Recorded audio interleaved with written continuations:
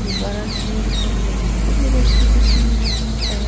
این تجربه که مال سفر تازه من به ایتالیا، شهر روم هستش و اینکه این شهر انقدر زیبا بود، انقدر باصفا بود که جای همتون خالی.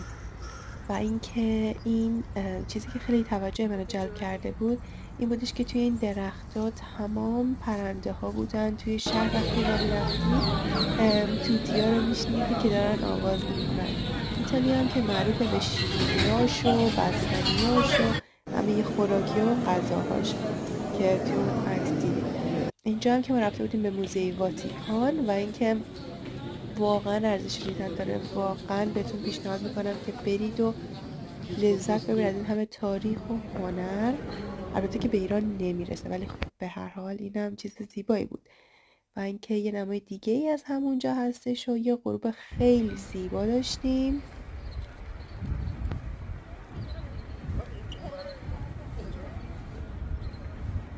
بله همینطور که میبینی جمعیت هم باشم و اینکه از همون رنگ و تنوع از هر چی که بگم واقعا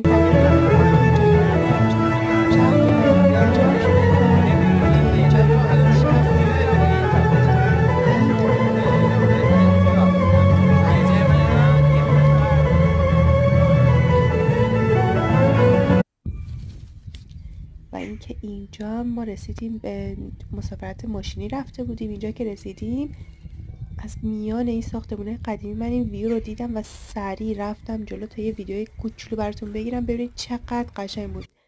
عالی عالی بود.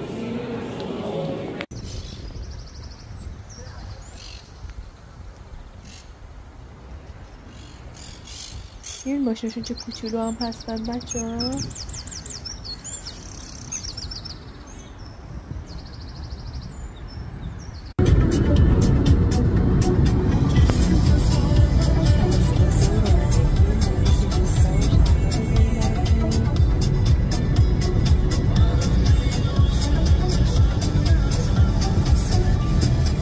یه باغ گل و یکم از باغ گل روز بود اسمش. حالا اون برش گل روز بود کلی عکس گرفتم. لذت ببرید. اینم این سمتشه.